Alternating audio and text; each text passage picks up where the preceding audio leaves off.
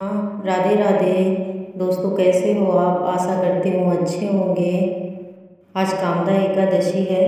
जो भी एकादशी का व्रत सच्चे मन से करता है, विष्णु भगवान उसकी मनोकामना जरूर पूरी करते हैं।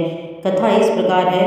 कुंती पुत्र धर्मराज युधिष्ठिर बोले, हे भगवान, आप मुझे कृपा करके श्रावण कृष्ण एकादशी का क्या नाम है, इसकी विधि क्या है, इसमें कौन से देवता की पूजा होती है तथा इसका व्रत करने से मनुष्य को क्या फल मिलता है, यह बताइए।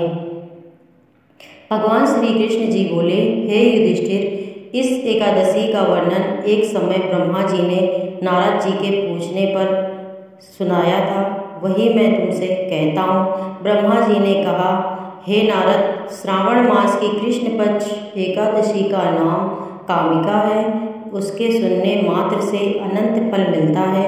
इस दिन शंख, चक्र, गदा, पद्मधारी विष्णु भगवान का मधुसूदन आदि नामों से पूजा अर्चना की जाती है।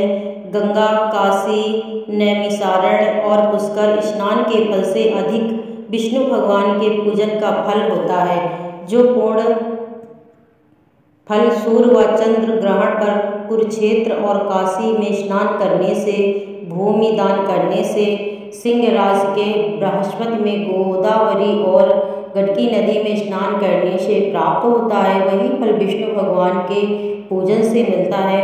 श्रावण मास में भगवान का पूजन करने से देवता, गंधर्व और सूर्य आदि सब पूजित हो जाते हैं। अतः पापों को नष्ट करने के लिए मनुष्यों को कामदा एकादशी का व्रत और विष्णु भगवान का पूजन श्रावण मास में अवश्य करना चाहिए।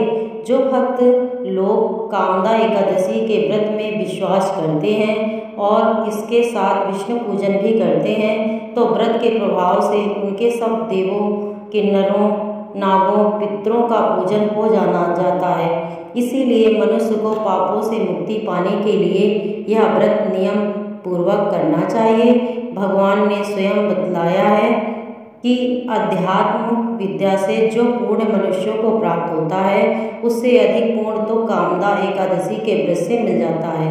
यह व्रत मनुष्यों को मरते समय नरक में जाने से बचाता है।